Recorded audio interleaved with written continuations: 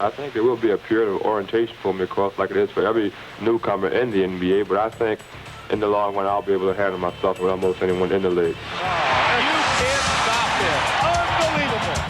You are watching what greatness is all about. Oh, boy, he's unconscious. There's Bird. Bird. He hit the shot. I think it's the greatest shooting exhibition I've ever seen. Frank Gordon, Magic and deep, Magic all the way. What a show. Oh, show. Forget about it. Comes Jordan. Jordan with his magic carpet threw it down. He's everywhere. He's everywhere. Hold on to the roof. The Shaq is back. Oh, my. Can he be the best center ever? Can he become that?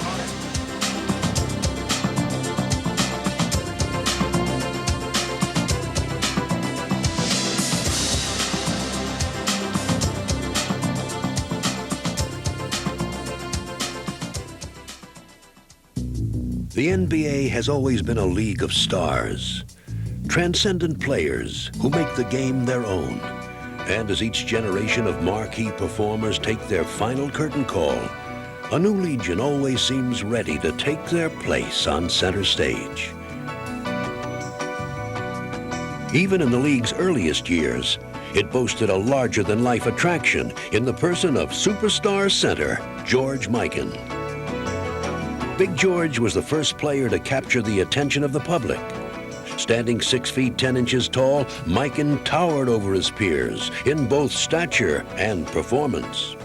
He was a difficult man to move, to budge once he got his spot. And to play behind him was death. I mean, you couldn't stop him. The indomitable Mikan was the premier player of his time and the pillar of the NBA's first great dynasty, the Minneapolis Lakers. Bringing prominence to the center position, he would leave the game with 3 scoring titles, 5 championships, and no equal. And as the NBA headed into its next era, he set the stage for 2 young big men to take the game to the next level, not only with their individual brilliance, but also with their compelling rivalry. I remember my first encounter during the regular season. I remember I had a real good game, and I thought he had a real good game. We won the game, and I was spent emotionally. It was the first time that I ever felt sometime that my control of the game was not at its highest point. It had to be because this guy was tremendous. The Wilt Chamberlain-Bill Russell matchup would be one of the most celebrated in sports. 2 gigantic stars with contrasting styles who battled for control of the NBA. Not only was I bigger than most in height, not only did I have a reputation of being very, very strong, but I also was a scoring machine, and they were really in awe about that. While Wilt was the league's most devastating scorer, Russell was its toughest defender. A guy comes in, and you block the shot, and then you go down and you get an easy layup. And then you might look at him and smile and say, yes, we did that to you. These things make statements.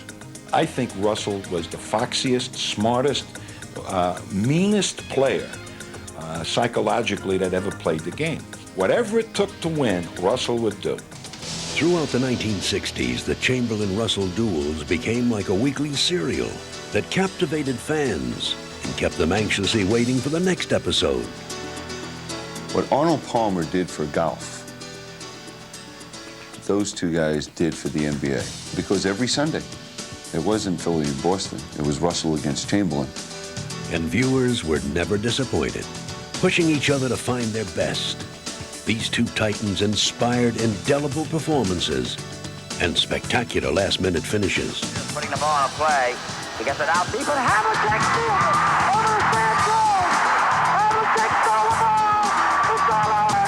It's all over. Russell and his Celtics would win 11 titles in 13 years, and Chamberlain would lead 2 championship teams, including the 1967 Sixers, who many consider to be the best of all time. My objectives in playing was to win as many games as I possibly could. And he made it very difficult for us to win games. He's far and away the best player I played against. I mean, it's not even close. Together, Russell and Chamberlain virtually wrote the NBA history books and established a measuring stick against which all future centers would be compared. Beautiful play by Kareem Jabbar. Offensively, defensively, totally dominating the game. Standing 7'2" and playing with uncanny agility and grace, Kareem Abdul-Jabbar was a worthy successor to the title of the league's dominant center. He presented to me for the first time in my career of basketball a guy that I felt that I really needed some help to guard. All of a sudden, I just couldn't play this guy, all by myself. And in addition to his athletic gifts, Jabbar possessed the most deadly single weapon in all of sports.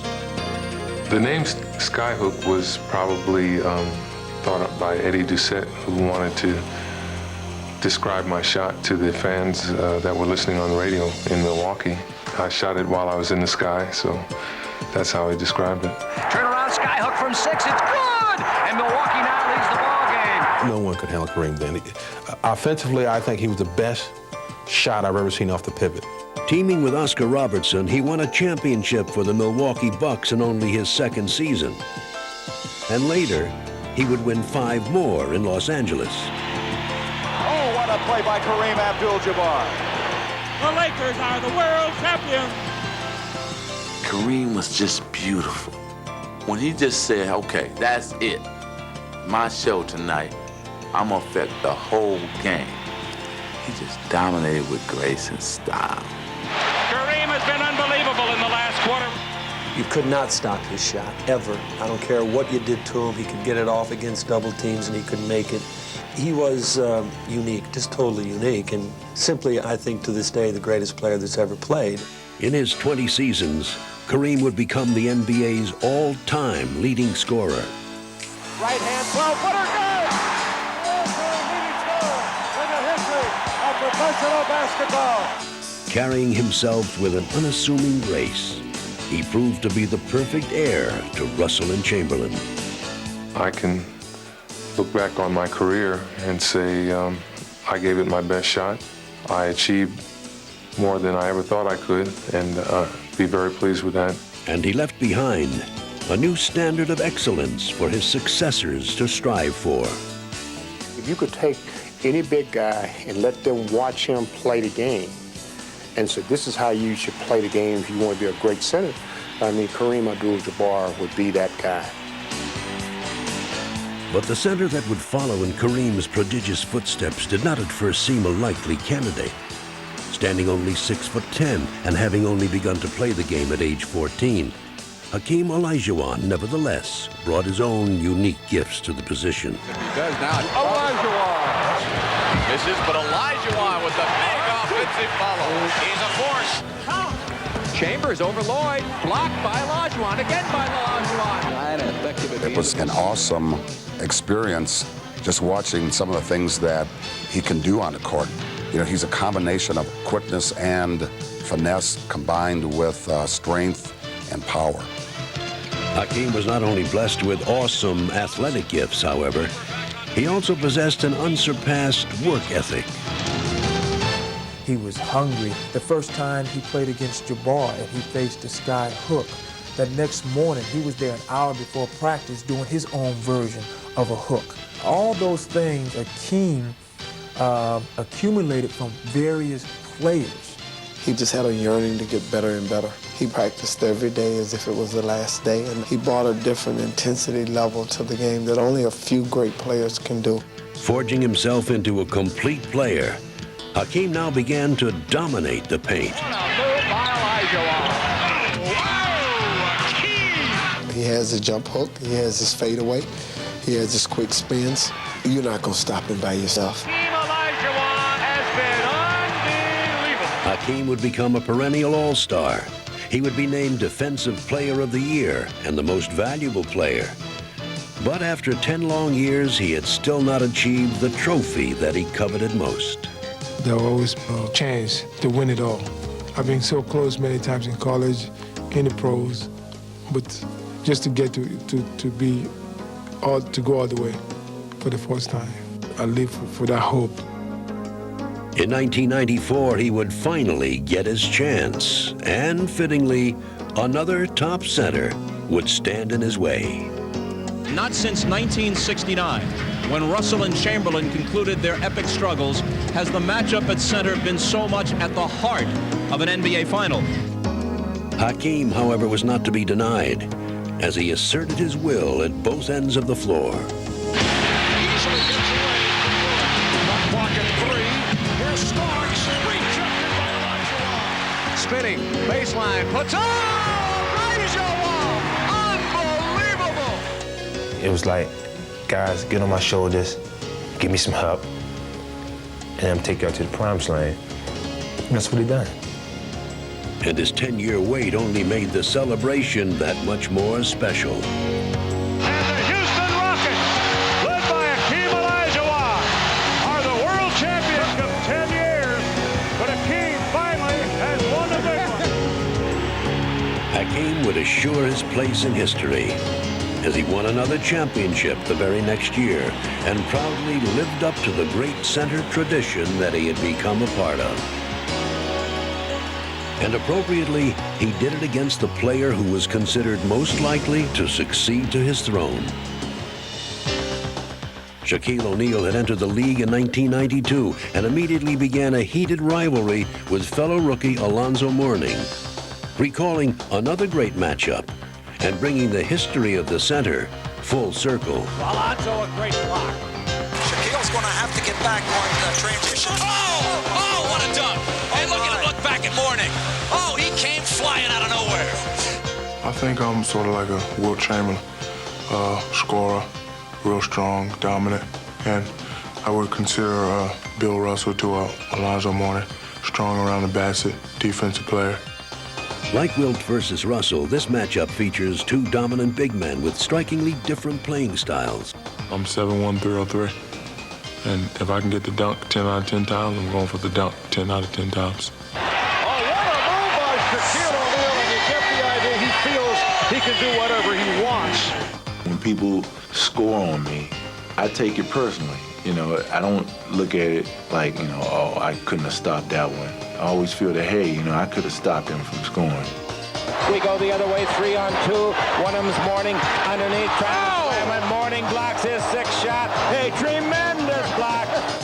Alonzo is a great player, but on the court, it's just like, I'm just, you know, trying to do one thing, and that's win. And he's trying to do the same thing. And as they learned from history, the true measure of this rivalry will be championship success. Russell won 11 NBA titles, man. I mean, he won more rings than fingers, you know. And that inspired me to want to go out and to, hey, you know, I want to be like that. So I'm going to work as hard as I can. I don't think I'm going to win 11 titles, but hopefully I'll squeeze one in. I want to win a couple of championships, like Chamberlain, and I'm going to get a couple one day. Well, these two guys are going to battle for years to come. Boy, it's going to be fun to watch. While the NBA first became known as a league of giants, another type of player began to share its spotlight. Not dominating with size and strength, these innovative performers plied their trade with creativity and flair.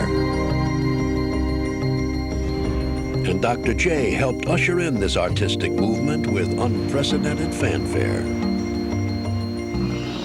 We are indeed pleased to present the whirling dervish who defies gravity. From the University of Massachusetts, number 6, captain of the Philadelphia 76ers, Julius the Doctor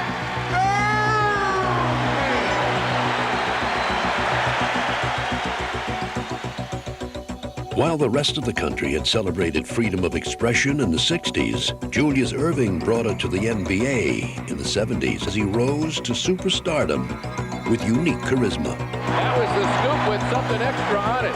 Name an ice cream cone after that shot. My freshman year of high school, I scored 2 points in one game on a baseline drive in which I went under the hoop and just came on the other side and did a little scoop shot. The coach, he just kind of lost it, you know. He hadn't seen anything like that in the varsity players, hadn't seen anything like that. And I kind of recognized that it was a little bit different. It was pretty much a routine move for me, but it was a creative move, and it was a matter of, moving away from the fundamental plane to doing something creative. And that sort of continued for me from that time on. Watch this fantastic move by the Doctor. He was just so athletic. I mean, I've heard stories how, he could, take off from the free throw line, he could jump from underneath the basket out of bounds. Just, long arms, big hands, great jumping ability, just everything you need to be a great athletic player. Here he comes. Doctor looks for daylight. And Julius is unbelievable in a wide open situation. I have never seen anybody be able to do the things that he can do. Not just an athlete, Julius was also an artist, and he built on the stylistic tradition of those who had gone before him. There were a lot of comparisons with Connie Hawkins, and certainly Elgin Baylor, who I saw play many times on TV, and patterned a lot of my body movement after. So there were people before who I looked at and stole from, and then I guess there are a lot of people who stole some of my stuff. Combining the best of the past with his own innovation, Julius brought new excitement to the game. Look at the air. Look at the hang time. Look at the flying motion. My first year in Philadelphia, the rookies on the team, Mike Dunleavy and Terry Furlow, anytime I got a breakaway shot, they would always say, poster. And what they referred to is anybody attempting to block it was going to end up being in a poster. Here he comes. Way rock the baby to sleep and slam dunk. As fans flocked to see the Doctor operate, he took on a new role. Anointed the league's ambassador, he achieved startling popularity and became a living symbol of the game. Dr. J, to me, was the NBA. It was like all of us would go to our little baskets in our room and be Dr. J. And we couldn't even do the stuff on a Nerf basketball hoop, let alone, on a 10-foot or 8-foot basket. He was the ABA. He revitalized the NBA. His name is synonymous with basketball and class. Ladies and gentlemen, Dr. J. As Julius retired, it seemed as if no one could possibly fill his role. But his heir apparent would not be long in coming. Like Julius, Michael Jordan was an eager student of the game. I guess I would have never had those visions if I hadn't have seen Dr. J in his time. Let's say with the taking off in the free throw line. Right then, your creativity starts to move and turn, and you expand it to a certain level. This is reminiscent of the ABA and Julius Erving many years ago. He had a special gift. Jordan drives again. Michael Jordan! How high can you get up? And I think it was when they put the ball in his hands and said, all right, you just run the team. You bring it up, do what you want to do with it. That represented a real evolution in terms of the prototype player that I was and Elgin Baylor was and Connie Hawkins. Whose game is it? It's Michael Jordan's game. And that's exactly what it would become. Wagging his tongue as he twisted and turned in the air, Jordan staged another stylistic revolution and took the game to even greater heights. Superman's back in the building! Superman is back in the building! I seen him do things that you can't even dream about doing.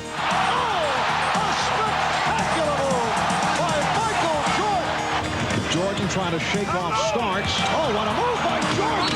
He's just simply amazing! Sometimes I would just stand there and just, I know he's going to do something crazy. So I just stand there and watch. How does he do that? How does he do that? It isn't something that you're just born with. I think somehow you have to work on creating that style or enhancing that artistic talent that you have. Michael Jordan! Oh, vintage Michael! Jordan had not only picked up where Julius had left off on the court, he also became an icon of game. I could see Michael's charisma, and he handled himself with, humility and dignity, and I recognized that there was passing the torch. Taking over the status of the game's most visible player, Michael brought the NBA global attention And just as Julius had attracted legions of fans, Michael now spread the league's popularity all over the world. Where you from? Albuquerque. Albuquerque, New Mexico. Big fan of yours. Everyone's a big fan of yours. They just have a warm feeling, I guess, about them, and that's what was so appealing. And you know, as great as they were on the court, you know, they seemed like they were even greater off the court. Your name? George Hirsch. George, how you doing? Uncle George, nice to meet you. You know you gotta turn this.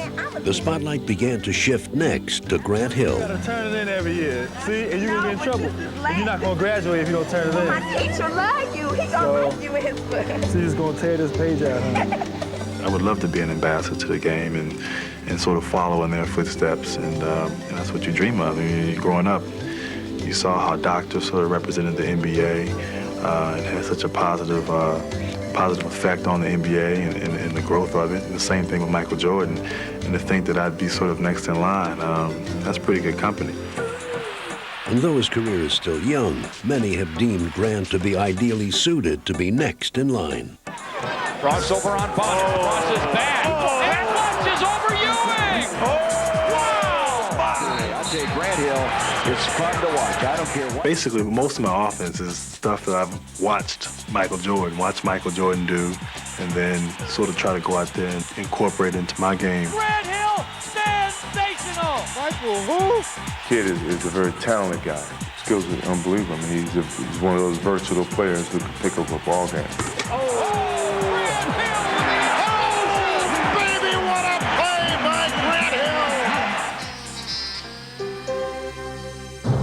But while Grant has handled the comparisons with uncommon aplomb, the true test will come in the long run. Grant Hill to the rim.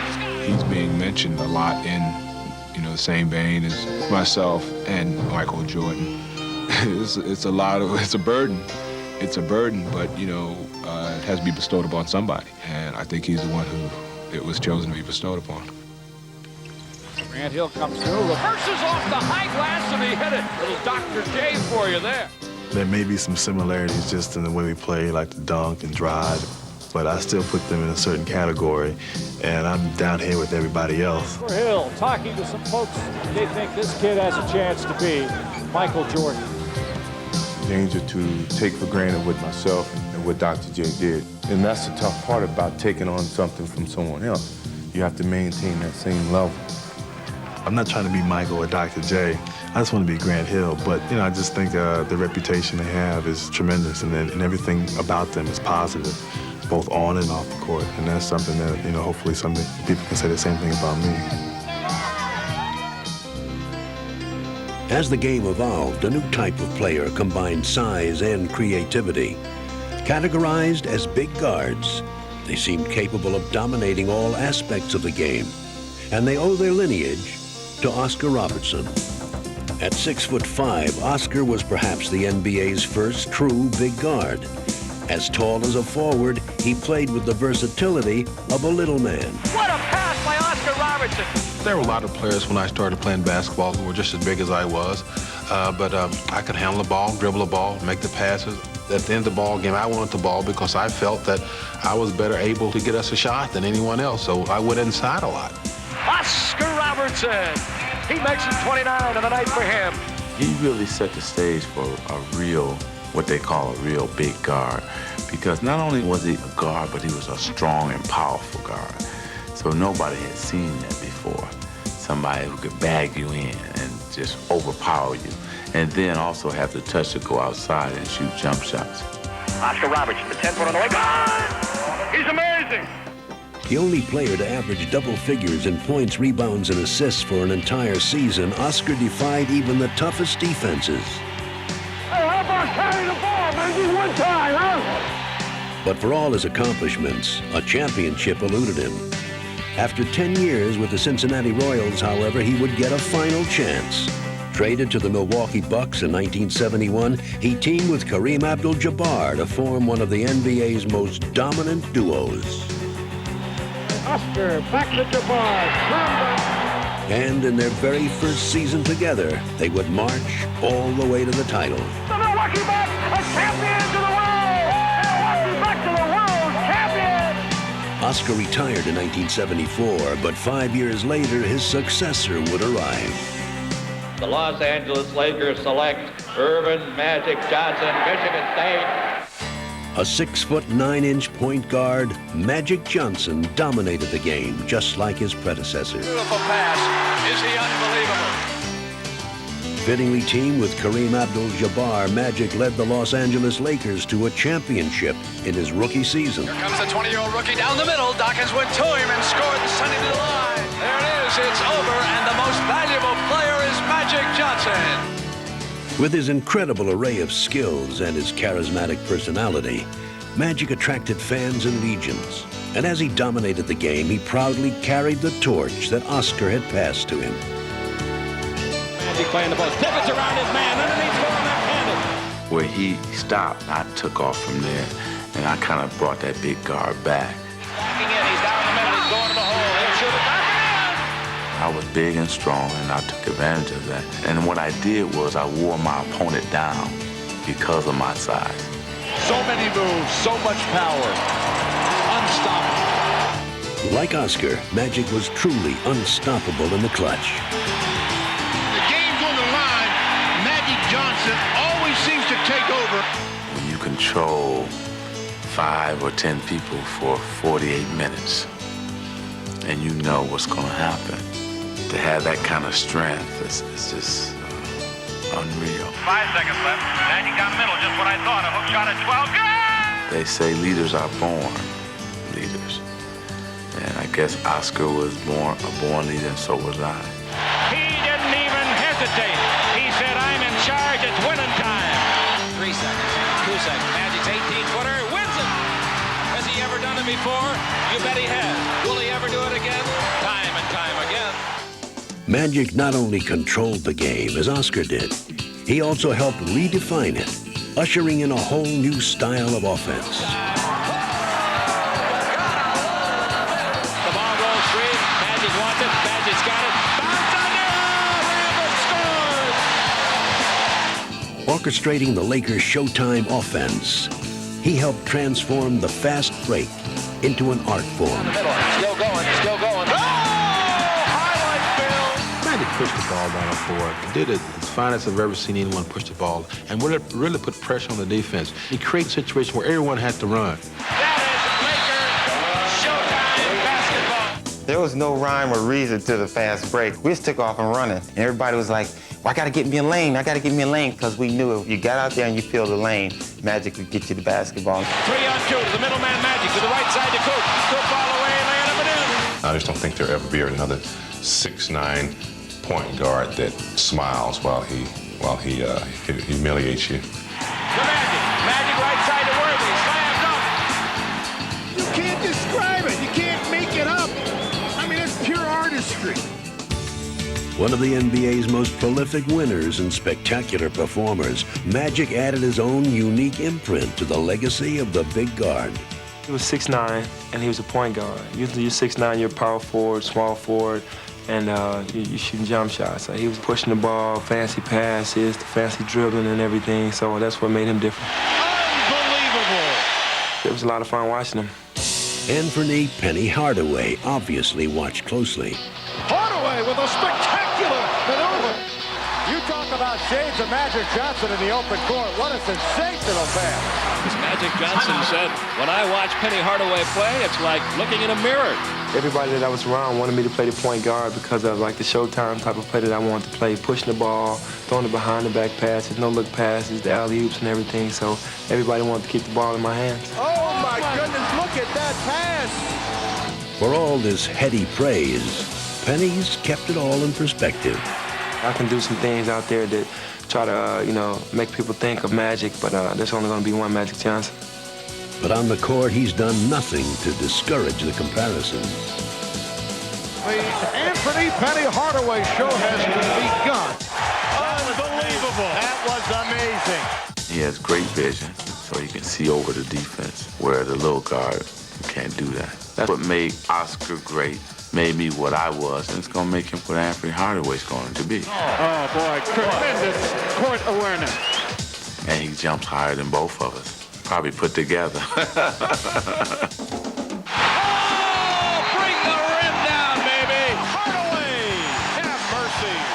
Oscar and I play mainly on the floor,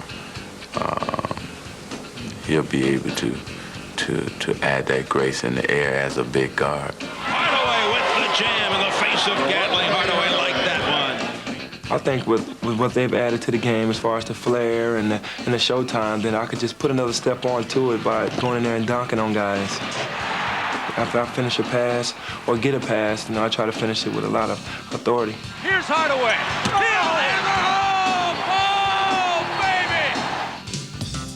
In his short tenure in the league, Penny's already added to the sensational history of the big guard. But like Oscar and Magic, he has his sights set on the NBA's ultimate goal, winning a championship. Here's Hardaway racing the clock, and he has Magic leading by 2 with 7 tenths of a second remaining. Hopefully I'll leave an impression that, I really knew how to win. And won games for the Magic just like a Magic Johnson or Oscar.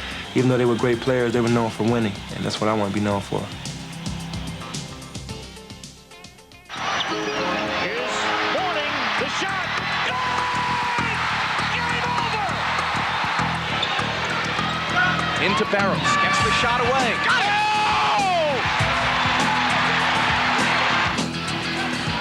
Butler gets it into Rex Chapman. Rex unloads. Holy mackerel! Bob comes into Tony. Look out, it's on line. Yeah! Bulls win! Bulls win it! Gotta be a catch or shoot. Here it is. Smith with the catch and the shot. No matter what position they play, superstars become legends by coming through with the game on the line. Most top players hit big shots from time to time, but the best are able to do it time after time. And no one delivered more consistently than Mr. Clutch, Jerry West. From the first time he put on a Laker uniform, West showed that he wasn't afraid to take the crucial shot. In fact, he welcomed it. It's almost like an arrogance that you don't think you can fail.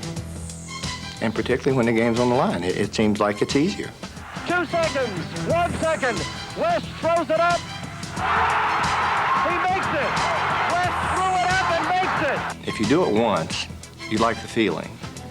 And if you like the feeling, you want to do it again. I think Jerry West is one of the all-time greats. There was no player that could stop him in the league. If you played a big player to try and take away the jump shot from him, he'd out-quick him and beat him on a drive. If you try to play a quick player on him so you could take away his drive, he'd shoot over the top of that player. Jerry with 8 in the timer shoots a 20-foot force shot and makes it.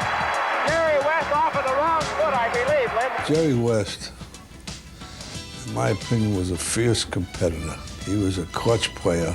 He was never afraid to take a key shot. West stops for a 20-foot right-hander. It's good. A lot of times in my career, we'd go over and have a timeout. It'd be a close game or a tie game, and I didn't want to play to be run. Just give me the basketball, and let's see what happens. And I think that's the kind of attitude you have to have. You can't be afraid. Jerry West scoring about whenever he wants to. When the opportunity's there, just throw me the ball and let's see what I can do. But his mental toughness didn't come easily. Through long hours of practice, he developed his shot and his confidence. Obviously, where I grew up in a small town, there wasn't very much to do, so the time that I spent was shooting. And there's certain things that I felt that I needed to do to be a better shooter, and as my career went on, I became a better shooter. It's a philosophy that was used by another small-town product, French Lick's Larry Bird, who was also a legendary clutch shooter. If you're going to be good at anything, you got to practice, and I always feel that the only way you're going to get better is go out there and shoot and get your rhythm. But in the game situation, you got to get to where you can hit them shots under pressure, and that's where I think that you eliminate the men from the boys down at the end of the game. Williams to Bird again. Up fakes. Fires another three-pointer. Oh! Ties it up! 113 to 113! I'm the guy they should go to because I feel I'm the guy that's going to hit the shot. The double team in Bird. Larry, fake, fall away. Hits it at the buzzer! Unbelievable. 2 seconds left. The Bullets by a 1. Ames to Bird. He gets a good shot in the Celtics winner. Incredible. Larry Bird never quits and never says die, and he always feels that he has a chance to win the game. Suns by 2. They throw to Bird. Here comes Bird. Puts it up. Count the bucket. We're tied at 104. And Bird will go to the line for his 51st point. Bird routinely pulled off late-game heroics, and he sometimes even announced them. I get a charge when I tell someone on the opposing team that I'm going to hit the last second shot and then do it. That's what it's all about. Tie game, 13 seconds to play. Celtics basketball. During the timeout, I'm going through a play, and about that time, Larry steps in and says, Coach, why don't you just give me the ball and tell everybody to get out of the way? That's Larry. If he wants the ball, he wants the ball. After the timeout, we walked back on the court, and then Xavier was guarding him. So he tells Xavier, he says, I'm getting the ball. And I said, I know, I'm going to be waiting. Yeah, he said, I'm going to get it right here. I'm going to shoot it right in your face. 10 seconds. 5, and Bird has the basketball. Look out. Larry Bird, just phenomenal the way that He came out, went right about that exact spot and shot a shot right in my face. And, you know, he was like, I didn't mean to leave 2 seconds on the clock. He wanted to shoot it with 0 seconds on the clock. I walked back to the sideline like, damn.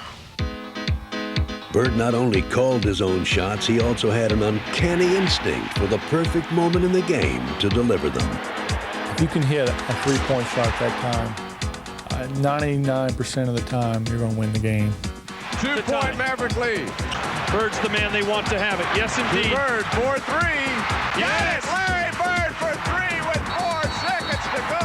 Celtics lead it by 1. What can you say about Larry Bird? I've done that a lot of times. Try to take the three-pointer when you can break somebody's back, because the game's over then. Mentally, the team's gone. Imagine the arrogance, though. The wonderful arrogance of a man who needs 2 to tie or 3 to win, has the time to do either one, and says, let's roll the dice.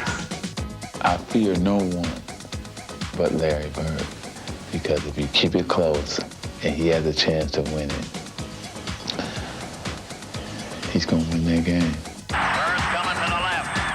Stop and pop off the glass. It's gone. Austin leads 91-89. Bird in the corner, double fake, jumper. It's good. Larry Bird hits it with 2 seconds left. Dennis gets it into Bird. Larry, a runner. Got it. Ball game's over. Boston wins. Today, Reggie Miller has become one of the NBA's deadliest clutch shooters. Reggie for 3. I resort kind of back to the old school of Larry Bird and Jerry West, of coming off picks and creating my own shots and shooting long bombs and form. You might make your first 10 shots and everything is going great, but when the game is on the line, those other 10 don't mean anything. Down to 10 seconds. Action. Miller taking the shot. And in 1994, in the Eastern Conference Finals against the Knicks, Reggie put on a clutch shooting display that would have made Bird and West proud. Swings away and hits. Reggie Miller is on fire.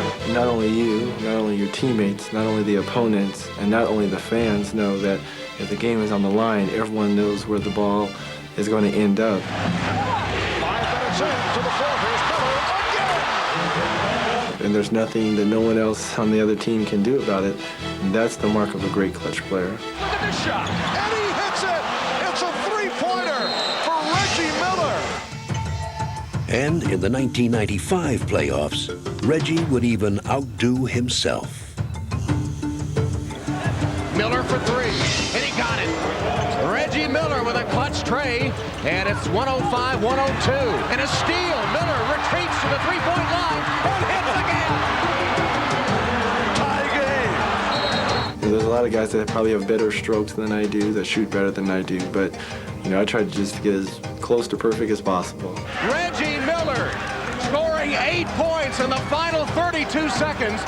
Almost single-handedly dispatching the Knicks, Reggie cemented his place as one of the NBA's best big game performers. How about this guy?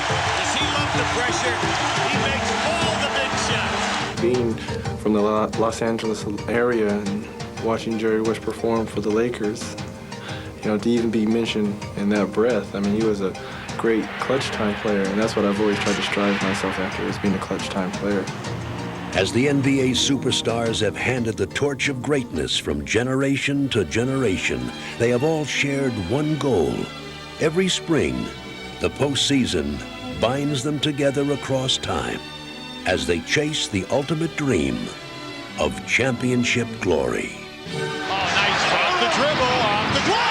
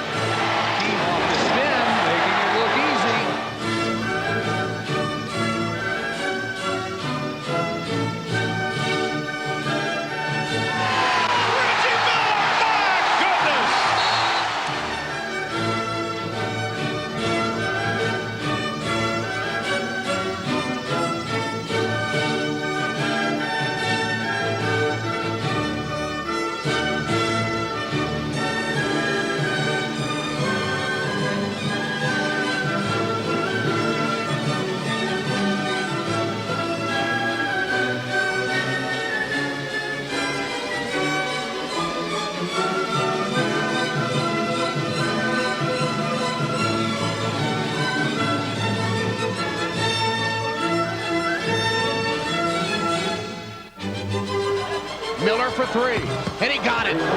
Reggie Miller with a clutch tray, and it's 105-102. And a steal. Miller retreats to the three-point line and hits again. 3 seconds left. Here's Van Exel. This is for the win. He got it. He got it. Mason has Starks for Ewing. Ewing with the spin. Ewing, yes. The Knicks lead by 1. Catch and shoot. Here it is. Smith with the catch and the shot.